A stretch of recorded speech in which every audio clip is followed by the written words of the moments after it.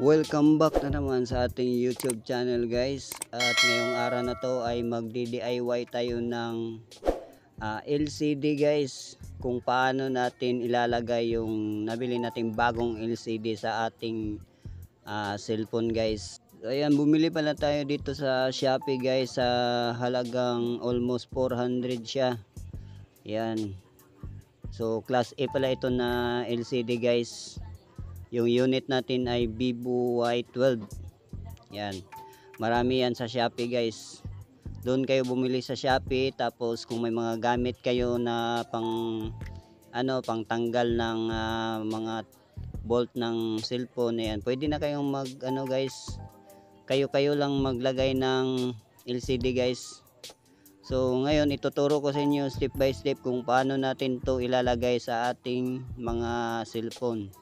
Yan, napakamahal kasi guys kung sa technician kayo magpapalagay or doon kayo magpapaayos. Ito pala guys yung papalitan natin na LCD. Ayan, kung makikita nyo guys, mayroon na siyang mga guhit-guhit or yung tawag dito ay flickering screen. Yan, ang kadalasang nangyayari dito guys ay halimbawa nahuhulog or nadadaganan kapag tayo ay natutulog, naiipit natin. So ganito yung mangyayari ng ating cellphone guys, kaya iwasan natin na mag-cellphone habang tayo ay inaantok na guys. So iwasan natin yan. So ilagay natin yung cellphone natin sa malayo sa atin, kasi pag nakatulog tayo patay yung cellphone natin guys. Ganito yung mangyayari. Yan, panoorin nyo lang kung paano natin ginawa yung paglagay ng LCD guys, para magkakaroon kayo ng ideya at kayo na lang ang maglagay nito guys, kasi napakamahal ng magpapagawa nito sa mga technician guys. So yung pinakamura siguro mga 1,000 to 1,500. Yan. Ang ginamit pala natin na pangtanggal ng back case ng ating cellphone guys ay takip ng ice cream guys, yung sa Selecta.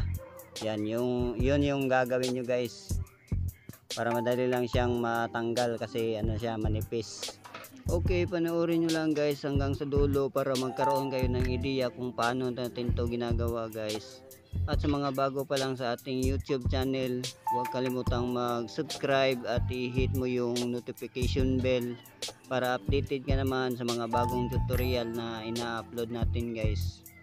Yan, so maraming salamat sa mga nag-subscribe sa akin. Thank you very much.